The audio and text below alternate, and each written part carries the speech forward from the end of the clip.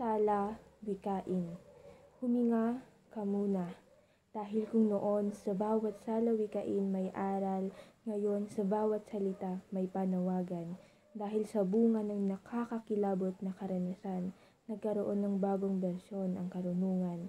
Sabi nila, tahimik ang babae, pero hindi nila alam, baha ng luha at sigaw ang silid niya sa gabi. Sabi nila, mahina raw ang bata, ngunit sa kanyang luha may alon ng pag-asa.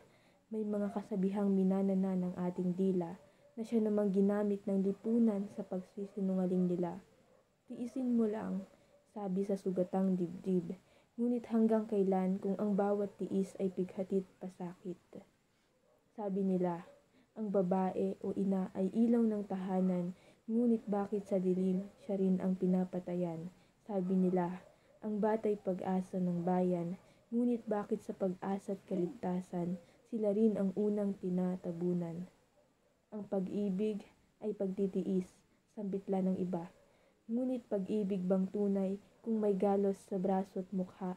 Kung bawat halik ay may kasamang sigaw, kung sa bawat salitang mahal kita may pagbabanta. Isang kahig, isang tuka, ngunit sa lansangan, iba ang sinasabi nila. Isang kahig, hindi para sa tinapay, kundi para hilinging wakasan ang karahasan sa kanilang buhay. Isang kahig, isang paninindigan, isang tuka, iisa ang sigawan. Sa gitna ng bagyo, babae ay itinutulak, mga bata'y piniringan at ipinosas. Nasa Diyos ang awa, nasa tao ang gawa.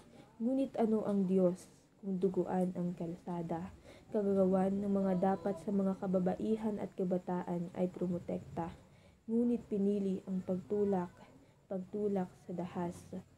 Sapagkat hindi lamang sa tahanan may karahasan, kundi sa pakikibakan ng kababaihan at kabataan sa lansangan. Sa paborito kong salawikain, ang hindi marunong lumingon sa pinanggalingan ay hindi makararating sa kanyang paroroonan, ngunit sa panahon ng pagsiwalat sa karahasan, ang hindi marunong lumingon sa mga kababaihang sinaktan at sa mga batang tinuruang matakot at luhaan, ay hindi makararating sa bayang may dangal at kalayaan. Bilang gurong, kasama sa laban ng kababaihan at kabataan, naniniwala akong kapag binato ng kamao ang kabataan at kababaihan, bayang hindi pa sisiil ang babangon, masa ang tutugon. Ngayong karahasan ay itinuturing hindi sala sa kabataan at kababaihan. Sa mata ng mga makapasismo at makapangyarihan, wikain natin ang katotohanan. Dahil sa huli, ang salawikain ay hindi na lamang paalaala, kundi pagtawag na dapat ang sala wikain.